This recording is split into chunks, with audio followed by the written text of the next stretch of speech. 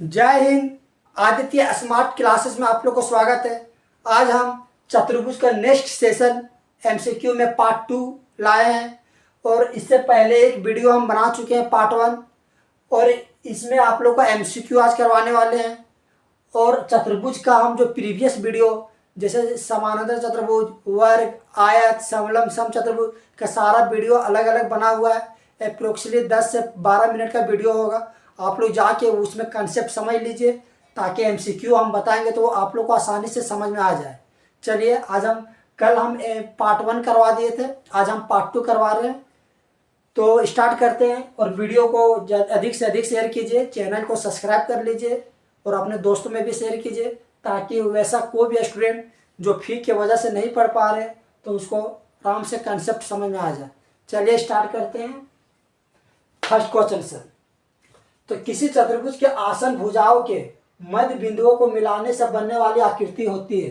कहने का मतलब ये है कि ये कोई भी चतुर्भुज अगर हम बात करते हैं, ये चतुर्भुज ले लिए तो कह रहा कि चतुर्भुज में अगर आसन भुजाओं के मध्य बिंदु, आसन भुजा मतलब ये हो गया, ये साथ में एक बिंदु से जुड़ा हुआ है ये और ये हो जाएगा मेरा क्या चाहिए आसन भुजा। तो ये दोनों आसन भुजा, ये आसन भुजा, ये आसन भुजा। जब आसन भुजा के मध्य बिंदु को मिलाएंगे, हम मध्य बिंदु को मिलाएंगे तो बीच में जो बनेगा मेरा वो किस प्रकार का चतुर्भुज है। तो इसमें आपका दिया हुआ समचतुर्भुज, दूसरा में वर्ग, तीसरा में आयत, चौथा में समानांतर चतुर्भुज। तो सबसे पहले आसन भुजा को जब मिलाएंगे तो उसमें बनेगा हमारा समानांतर चतुर्भुज। ये ऑप्शन नंबर डी हो जाएगा। लेकिन इसके रिगार्डिंग आप लोग को हम कुछ बता देते हैं, वो चीज़ ध्यान रखिएगा। पहला नंबर कि अगर समानांतर चतुर्भुज रहे, समानांतर चतुर्भुज अगर रहे तो उसके मध्य बिंदु को यानी कि आसन भुजा, यानी कि समानांतर चतुर्भुज में 4 भुजा होते हैं, जब 4 भुजा को अगर मिला देंगे और वो जो चतुर्भुज बनेगा वो भी होगा समानांतर चतुर्भुज, वो भी होगा आपका समानांतर चतुर्भुज। उसी तरह से अगर बात करें दूसरा नंबर वर्ग, तो वर्ग को जब मिला देंगे, जैसे वर्ग में मान लीजिए ये हो गया, एग्जाम्पल के लिए समझिएगा, ये हो गया वर्ग। तो इसमें से जो मध्य बिंदु है, तो मध्य बिंदु को जब इसको मिला दिए, ये मिला दिए, ये मिला दिए, ये मिला दिए, तो वर्ग के मध्य बिंदु को मिलाने के बाद जो अंदर में जो चतुर्भुज बना वो चतुर्भुज कैसा होगा, तो वर्ग के अंदर में भी वर्ग होंगे, याद रखिएगा। तीसरा नंबर आपका है आयत। अगर आयत का बात करें तो देखिए ये आयत का चित्र होता है। अब आयत में प्रत्येक को 90 डिग्री होता है, तो ये और ये आमने सामने बराबर होते हैं और ये आमने सामने बराबर होते हैं। तो जब इसको मिलाते हैं तो इस तरह का जो बनता है अंदर में चतुर्भुज, तो वो बनता है समचतुर्भुज, समचतुर्भुज। नेक्स्ट है आपका समचतुर्भुज, समचतुर्भुज। तो समचतुर्भुज में देखिए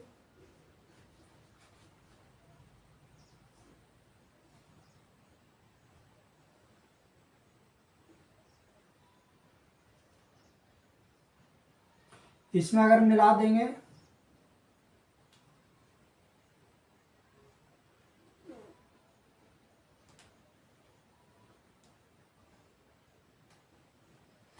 तो सॉरी डायगोनल मिला दिए ना, मध्य बिंदु को मिलाना है इसमें, मिडिल पॉइंट को। जब इसमें मध्य बिंदु को अगर मिला देंगे तब ये जो बनेगा ये बन जाएगा आयत। तो देखिए बस सिंपल हो गया आप लोग का। एक क्वेश्चन से हम आप लोग को 4 क्वेश्चन क्लियर कर देंगे कि देखिए अगर समानांतर चतुर्भुज रहेंगे तो उसके मध्य बिंदु को मिलाएंगे तो वो बनेगा समानांतर चतुर्भुज। और अब वर्ग है स्क्वायर, और स्क्वायर के भुजा के मतलब भुजा के मध्य बिंदु को मिलाएंगे तो अंदर में जो चतुर्भुज बनेंगे वो भी वर्ग का वर्ग ही बनेंगे। आयत, आयत का अगर चारों का अगर मध्य बिंदु लेंगे भुजा का बनाने के बाद जो अंदर में चतुर्भुज बनेगा वो समचतुर्भुज होगा। अगर समचतुर्भुज के अंदर में जो चारों भुजा के मध्य बिंदु को मिलाने के बाद जो चतुर्भुज बनेगा वो आयत होगा। तो ये चीज़ आप लोग को याद रखिए, इससे डायरेक्ट क्वेश्चन एमसीक्यू में बन जाता है एग्जाम में। तो सबसे पहले हो गया पहला क्वेश्चन आप लोग को हम बता चुके हैं कि अगर समानांतर चतुर्भुज, और कभी कभी क्वेश्चन में ऐसा आपका रहेगा सिर्फ चतुर्भुज, सिर्फ चतुर्भुज। अगर कहीं क्वेश्चन में ये सब वर्ड नहीं रहे कि जैसे समानांतर हो गया, वर्ग हो गया, आयत हो गया, समचतुर्भुज हो गया। अगर सिर्फ चतुर्भुज रहे तो इसका हो जाएगा आई समांतर चतुर्भुज, समांतर चतुर्भुज। तो ये आप लोग 1 2 3 4 5 क्वेश्चन आप लोग बता दिए। यहाँ से आप लोग का बेसिक क्लियर हो गया होगा। सबसे पहले आप लोग का इसका स्क्रीनशॉट लेना चाहते ले लीजिए, क्योंकि हम इसको इरेजर करेंगे और नेक्स्ट क्वेश्चन को बताएंगे। चलिए ठीक है, उम्मीद है कि आप लोग ले लिए होंगे। तो चलिए आप देखिए दूसरा क्वेश्चन। दूसरा क्वेश्चन में देखिए आप लोग का बोला जा रहा कि एक चतुर्भुज के विकर्ण परस्पर समकोण पर समद्विभाजित करता है, तो वह है। देखिए चतुर्भुज का विकर्ण जो हो गया समकोण पर, ये चीज को आप लोग नोटिस कीजिएगा, ताकि आप लोग को जो प्रॉपर्टीज बताया उसी से रिगार्डिंग क्वेश्चन बनेगा। एक चतुर्भुज के विकर्ण समकोण पर, तो देखिए समकोण पर आपका दो ही, ये मेरा क्या है, वर्ग है, और यहाँ का तिरछा है। तो ये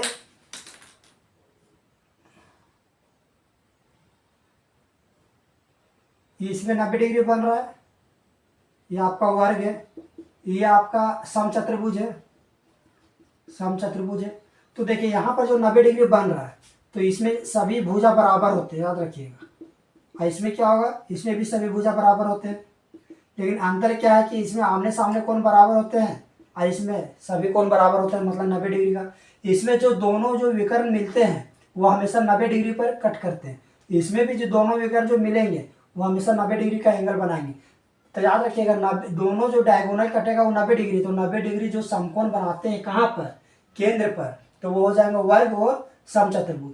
तो देखिए इसमें क्या दिया गया, विकर्ण परस्पर समकोण पर समद्विभाजित करते हैं, तो समकोण पर कौन कर रहे हैं, वर्ग और समचतुर्भुज। तो इसमें देखिए वर्ग कहीं नहीं है, वर्ग तो है ऑप्शन में नहीं है, तो समचतुर्भुज है तो समचतुर्भुज ऑप्शन में नहीं।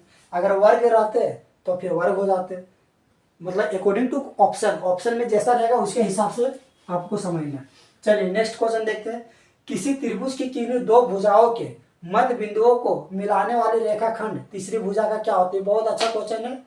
देखिए त्रिभुज की किन्हीं दो भुजाओं, कोई भी ट्रायंगल ले लिए, ट्रायंगल ये हो गया, ट्रायंगल ए बी सी। इसमें कहा है कि कोई भी ट्रायंगल का दो भुजा का मध्य बिंदु, मान लीजिए इसका मध्य बिंदु ए है, इसका मध्य बिंदु एफ है। अब दोनों को जब हम मिला दिए तो क्या कह रहा है कि मिलाने के बाद ये जो ई एफ का मान होगा ये कितना होगा, तो हमेशा याद रखिएगा कि ई एफ का जो मान होता है वो बी सी का आधा होता है, यानी कि ई एफ बराबर हो गया बी सी बाय 2, यानी कि ये हो गया इसका आधा हो गया।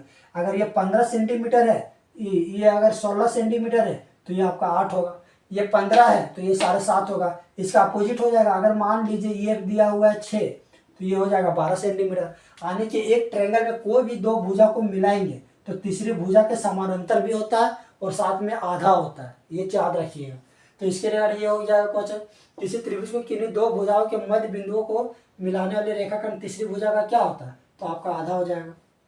इस तरह से आपका वैल्यू भी दे देगा और आपको निकालने भी दे सकता है। तो चलिए नेक्स्ट क्वेश्चन के बारे में बात करते हैं। क्वेश्चन नंबर 14, कौन चतुर्भुज में प्रत्येक कोण समकोण होता है। तो देखिए समकोण कौन सा चतुर्भुज में, तो आपको हम समकोण के बारे में बता दिए। एक आपका आयत में होता है, अगर आप लोग पढ़े होंगे प्रीवियस वीडियो देखे होंगे तो आप लोग को समझ में आ जाएगा। एक वर्ग में प्रत्येक कोण 90 डिग्री होता है और आयत में प्रत्येक कोण 90 डिग्री होता है। लेकिन अगर बोलेगा कि ये विकर्ण जब मिलते हैं तब 90 डिग्री कट करते हैं, तो उसके लिए दो कंडीशन है, वर्ग और समचतुर्भुज। तो यहाँ पर विकर्ण का चर्चा नहीं हो रहा है, यहाँ पर क्या हो रहा है, सिर्फ कि प्रत्येक कोण 90 डिग्री होता है, यानी कि प्रत्येक कोण आयत में भी होता है और साथ में वर्ग में भी होता है। तो इसमें आयत कहाँ, देखिए वर्ग है, इसमें हम अकेले वर्ग नहीं लगाएंगे, ताकि आयत भी ऑप्शन में है तो ए और बी दोनों हो जाएगा। तो इस तरह का ऑप्शन आपका बना हुआ भी है, ए और बी। चलिए क्वेश्चन नंबर 15 के बारे में बात करते हैं। क्वेश्चन नंबर 15 देखिए, किसी आयत की क्रमागत भुजाओं के मध्य बिंदुओं को मिलाने से बनने वाली आकृति होती है। किसी आयत, ये क्वेश्चन तो आप लोग हम बता चुके हैं। अभी जो आप लोग को फर्स्ट क्वेश्चन में जो डिटेल दी है कि सामान्यतः चतुर्भुज के मध्य भुजाओं के बीच अगर मिलाने से जो चतुर्भुज बनता है वो कैसा होगा, उसी पर है। तो आयत है, तो आयत के बारे में अगर बात करते हैं, ये हो गया आयत। तो उसके अगर मध्य बिंदु को मिला देंगे, जैसे इसके मिला दिए, इसे मिला दिए, तो ये जो अंदर में बना वो कैसा चतुर्भुज है, वही क्वेश्चन में पूछा हुआ है। तो देखिए आपको हम क्या बताया, आयत, आयत के बारे में क्या बताते हैं, जब मिलाएंगे तो वो समचतुर्भुज बनेगा, समचतुर्भुज बनेगा। और समचतुर्भुज का आयत बनेगा, उल्टा है, समानांतर चतुर्भुज का समानांतर चतुर्भुज, वर्ग का वर्ग, आयत का समचतुर्भुज और समचतुर्भुज का आयत। और कोई भी अगर ऐसा स्पेशलिस्ट नहीं रहे, सिर्फ चतुर्भुज रहे, तो समानांतर चतुर्भुज। तो इसमें आयत के बारे में पूछा हुआ, तो आयत में क्या आ जाएगा, समचतुर्भुज। चलिए नेक्स्ट क्वेश्चन के बारे में बात करते हैं।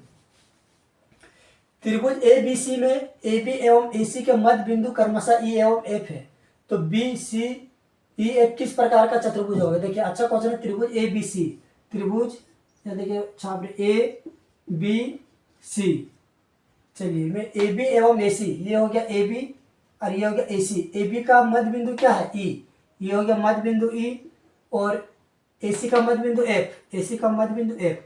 अब ये दोनों को हम मिला देते हैं, ठीक है। तब क्या कर रहा है, बी सी ई एफ, देखिए बी सी ई एफ। चलिए इसको हम मान लीजिए हटा देते हैं, तो ये मेरा कैसे बनेगा, सो देखिए इस तरह से फिगर बन रहा है। ये हो गया ई, ये हो गया एफ, ये हो गया बी, ये हो गया सी। अब बताइए कि आप लोग चतुर्भुज हम इतना अच्छा से बता दिए, तो ये किस तरह का चतुर्भुज है।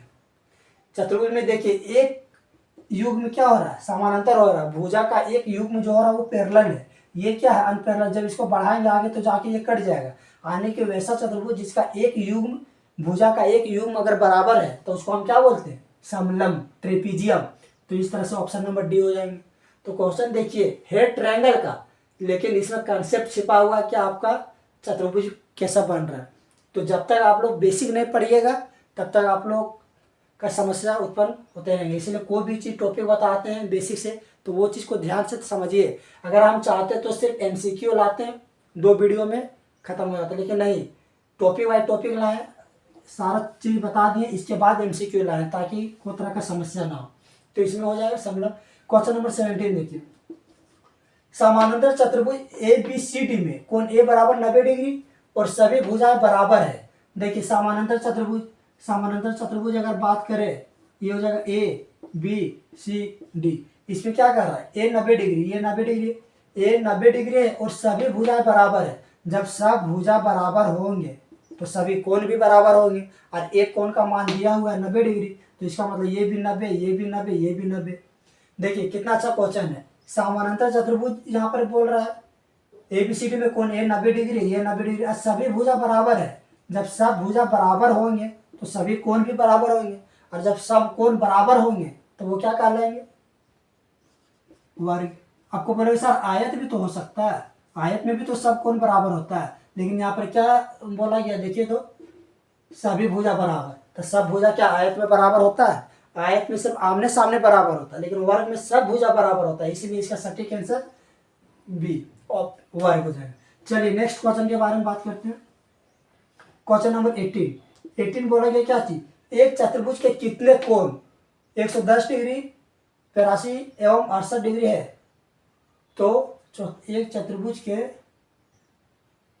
कितने, नहीं यहाँ पर 3 होगा, 3 कोण क्रमशः 110 डिग्री, 82 डिग्री एवं 68 डिग्री है। तो चौथा कोण कैसा होगा। कल हम बताए थे पार्ट 1, इसमें से इस तरह का क्वेश्चन हम करवा चुके हैं।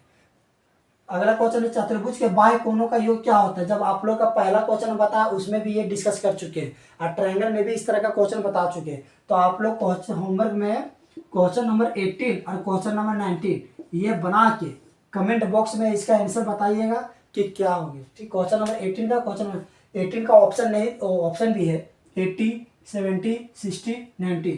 अच्छा, चतुर्भुज के बाह्य कोणों का योग कितना होगा, 360 degree, 180 degree, 130 degree, 120 degree. 2 question आप लोग इस बना के इसका आंसर कमेंट बॉक्स में कीजिएगा। तो आप लोग का आज चतुर्भुज पूरी तरह से कंप्लीट हो गया विथ एमसीक्यू के साथ। पहले इसका हम कंसेप्ट बताएं, एक एक टॉपिक के बारे में बताएं, और आज हम पार्ट 1 और पार्ट 2 में पूरा एमसीक्यू क्लियर कर दिए। अब हम नेक्स्ट अगले वीडियो में कोई भी नया चैप्टर के साथ मिलते हैं जो इम्पोर्टेंट है, उसमें पहले कंसेप्ट बताने के बाद फिर इसका एमसीक्यू करवाएंगे।